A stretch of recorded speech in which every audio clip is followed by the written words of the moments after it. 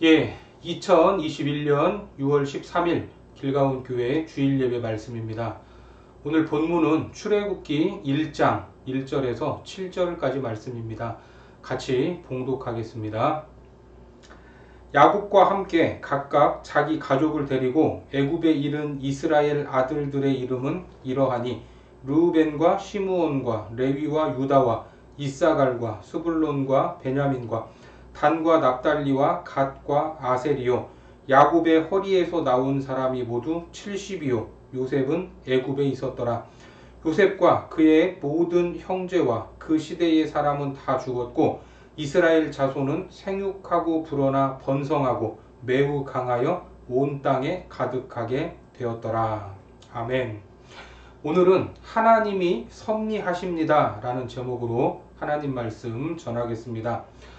출애굽의 시작은 애굽에서 노예로 살아가며 온갖 억압과 압제 아래 강제 노동에 시달리고 있는 이스라엘이 등장합니다. 우리는 이것을 이스라엘이라는 특정한 민족의 과거로만 보지 않습니다. 왜냐하면 우리 모두가 영적 이스라엘이기 때문입니다. 다시 말해 출애굽기에서 학대받고 있는 이스라엘의 모습은 지금도 죄와 죽음의 권세 아래서 신음하고 있는 세상의 수많은 사람들, 그들의 모습이 될 수 있고 우리가 예수 그리스도를 통해서 새로운 피조물이 되기 이전에 공중 권세 잡은 자의 노예로 그들이 시키는 대로 할 수밖에 없었던 우리들의 옛 모습이기 때문입니다. 갈라디아서 4장 8절 말씀에 보면 그러나 너희가 그때에는 하나님을 알지 못하여 본질상 하나님이 아닌 자들에게 종노릇 하였더니.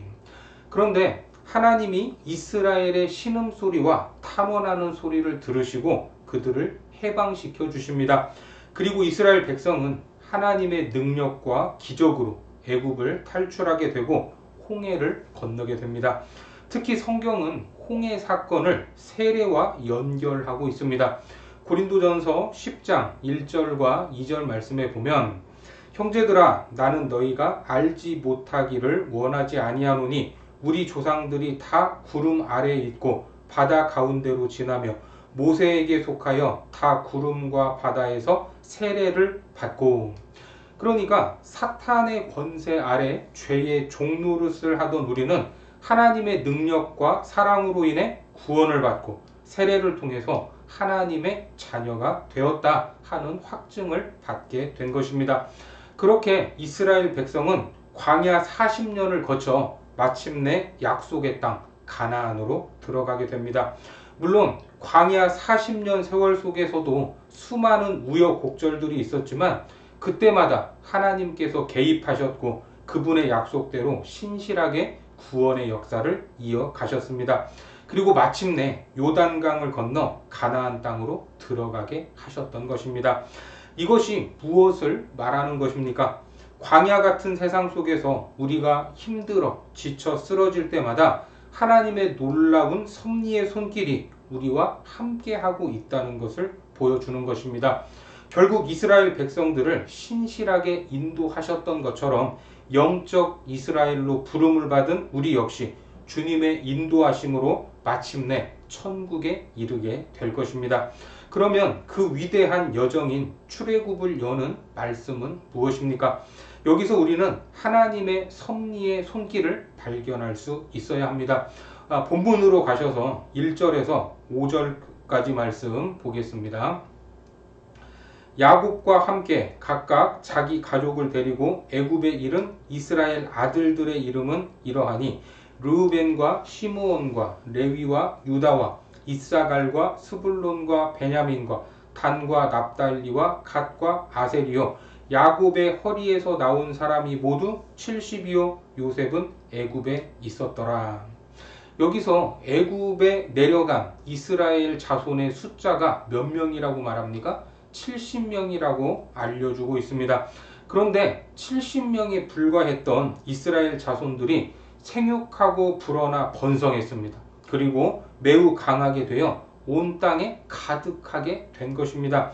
7절 말씀에 보면 이스라엘 자손은 생육하고 불어나 번성하고 매우 강하여 온 땅에 가득하게 되었더라. 여기서 이스라엘 자손의 번성을 무려 5번이나 반복해서 강조하고 있음을 알 수 있습니다. 생육하고 불어나 번성하고 매우 강하여 가득하게. 어떻습니까? 약속의 말씀이 성취된 것을 구체적으로 보여줌으로써 이스라엘 백성을 향한 하나님의 섭리가 완전히 성취되었음을 보여주고 있고, 이것이 오늘 본문의 핵심 내용이기도 합니다. 그러면 70명으로 시작된 그들은 이제 몇 명이나 되었을까? 물론 정확한 숫자에 대해서는 알 수 없지만 출애굽기 12장 37절 말씀에 보면 이렇게 말씀하고 있죠. 이스라엘 자손이 라암셋을 떠나서 숫곳에 이르니 유아 외에 보행하는 장정이 60만 가량이요. 여기에 보면 장정이 60만 가량 된다고 말씀하고 있습니다. 그러니까 70명이 내려가서 장정만 60만 명이면 아이와 여자들까지 추산해 봤을 때 약 200만 명 정도로 유추할 수 있습니다. 이것은 참으로 엄청난 증가가 아닐 수 없습니다. 이스라엘이 애굽에서 번성했던 인구 증가는 세계 역사상 그 유래를 찾아보기가 힘들 정도라고 합니다. 한마디로 이 모든 일은 하나님께서 아브라함에게 하신 약속의 성취였고 하나님의 섭리 가운데 이루어진 놀라운 성장이었던 것입니다. 우리는 이것을 놓쳐서는 안 됩니다. 창세기 46장 3절 말씀에 보면 이렇게 약속하고 있습니다. 하나님이 이르시되 나는 하나님이라 내 아버지의 하나님이니 애굽으로 내려가기를 두려워하지 말라. 내가 거기서도록 큰 민족을 이루게 하리라. 하나님은 이미 이렇게 될 것을 약속하셨습니다. 이스라엘 민족의 번성, 그것은 하나님의 섭리의 손길 가운데 이루어졌던 것입니다. 이 말씀을 통해 우리는 출애굽기의 역사가 하나님의 약속의 성취와 하나님의 섭리와 은혜 가운데 이루어진 엄청난 역사라는 것을 알 수 있습니다. 특히 창세기에 등장하고 있는 아브라함, 이삭, 야곱, 요셉과 같은 인물들은 편안하게 팔레스타인에서 산 것이 아니다 하는 사실을 우리는 잘 알고 있습니다. 오늘 본문과 직접적으로 관련된 인물은 요셉인데, 요셉은 기가 막히게 애굽에 내려왔던 인물입니다. 우리가 잘 알듯이 형제들의 손에 의해 노예로 팔려오지 않았습니까? 창세기 37장 28절 말씀에 보면 그때에 미디안 사람 상인들이 지나가고 있는지라 형들이 요셉을 구덩이에서 끌어올리고 은 20에 그를 이스마엘 사람들에게 팔매 그 상인들이 요셉을 데리고 애굽으로 갔더라. 이런 일을 당했던 17살의 요셉은 말로 표현할 수 없을 정도로 억울하고 또 억울했을 것입니다. 하지만 이 사건이 하나님의 백성, 즉 야곱 일가를 인도하시는 하나님의 선하신 섭리의 손길이었다는 것을 그 누가 상상이나 할 수 있었겠습니까? 그래서 창세기에서 가장 감동적인 한 장면은 애굽의 국무총리가 된 요셉이 자기를 사지로 몰아넣었던 형들을 만나는 역전의 장면입니다. 이 장면을 더욱 의미 있고 멋지게 만드는 것이 무엇입니까? 요셉이 형들에게 했던 고백이 있습니다. 창세기 45장 5절 말씀에 보면 이렇게 말하고 있죠. 당신들이 나를 이곳에 팔았다고 해서 근심하지 마소서, 한탄하지 마소서. 하나님이 생명을 구원하시려고 나를 당신들보다 먼저 보내셨나이다. 이것이 무슨 말입니까? 형님들, 저를 이곳에 팔았다고 걱정할 것 없습니다. 저는 하나님이 우리 가족의 생명을 보존하시려고 그저 형님들보다 먼저 이곳에 보내셨다고 믿고 있습니다. 그러니까 혹시 형님들에게 복수하지 않을까 그런 염려는 하실 필요가 없습니다. 바로 이런 말입니다. 얼마나 놀라운 고백입니까? 요셉은 처음에는 몰랐지만 자기 앞에 머리를 조아리고 있는 형들을 보면서 자기가 왜 애굽에 팔려왔고 총리가 되었으며 형들이 여기까지 오게 되었는가, 이거를 정확히 알게 된 것입니다. 한마디로 이 모든 일들이 하나님의 놀라운 섭리였음을 믿고 고백한 것입니다. 그런데 오늘 출애굽기의 말씀은 하나님의 놀라운 섭리의 손길이 야곱과 요셉의 가족에게만 아니라 이스라엘 공동체를 위한 섭리의 손길이었음을 보여주고 있습니다. 앞서 봤듯이 처음에 몇 명이 내려갔다고요? 70명이 내려갔지만 이제는 무려 200만 명이 넘는 큰 민족으로 번성하게 되었습니다. 이것은 하나님이 그들을 애굽으로 내려가게 하신 이유가 일가족이었던 야곱의 자손, 야곱의 이름이 이스라엘이죠. 이 이스라엘의 집안을 한 민족으로, 강한 민족으로 번성케 하셔서 세계를 위한 복의 근원으로 세우시려는 계획이었던 것입니다. 이것이 바로 이스라엘을 향한 하나님의 섭리의 목적이었습니다. 우리는 창세기의 말씀에서 오늘 본문에 대한 배경을 더욱 분명히 알 수 있는데 창세기 46장 34절 말씀에 보면 이렇게 말씀하고 있죠.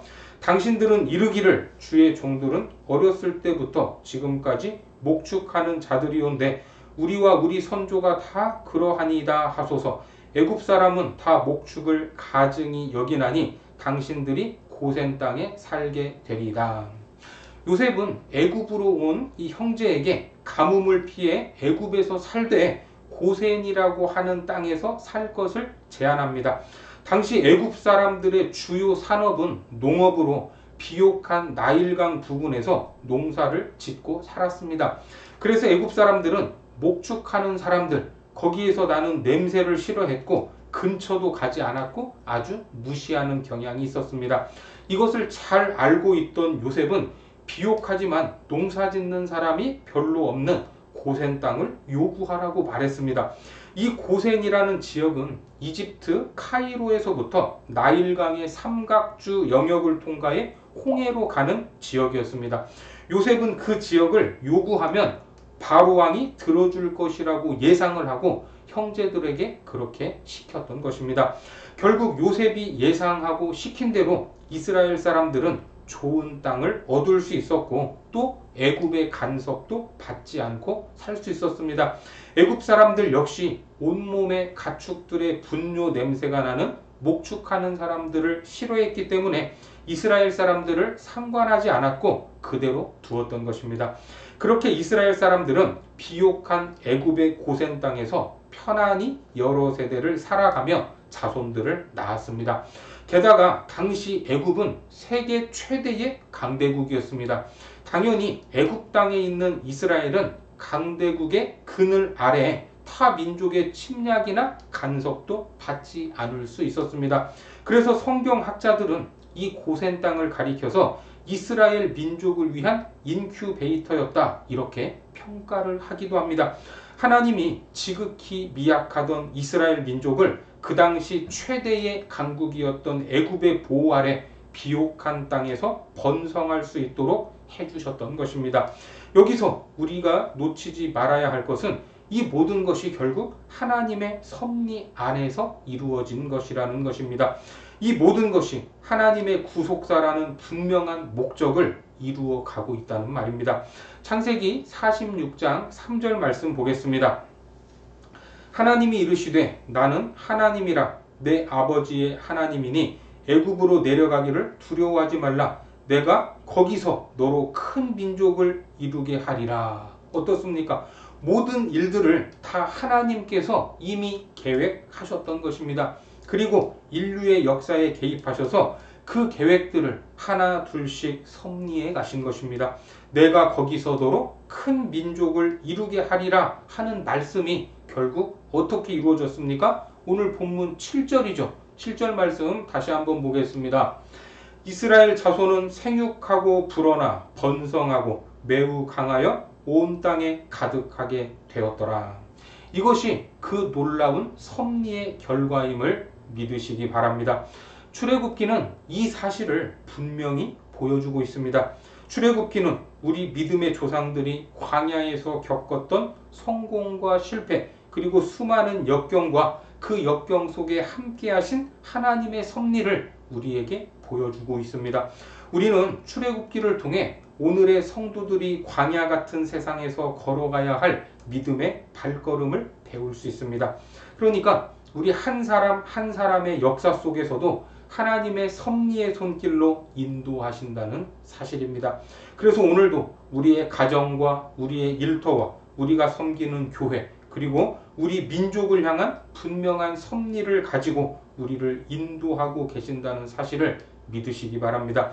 그러므로 어떤 환경과 처지에 놓여 있더라도 나는 지금 하나님의 섭리의 손길 안에 있다 하는 이 사실을 잊지 말아야 합니다. 이 여정에서는 도저히 이해할 수 없는 일들을 만날 수도 있습니다. 그러나 그때에도 하나님의 섭리와 은총의 손길이 있다는 것을 믿음의 눈으로 바라봐야 합니다. 하나님의 백성이 광야 같은 세상을 걷는데 가장 큰 문제는 고통스러운 광야의 환경이 아니라 그 가운데 함께 하시는 하나님의 섭리를 보지 못하는 것입니다. 여러분들의 삶은 지금 어떻습니까? 편안하십니까? 아니면 고난과 역경이 있습니까?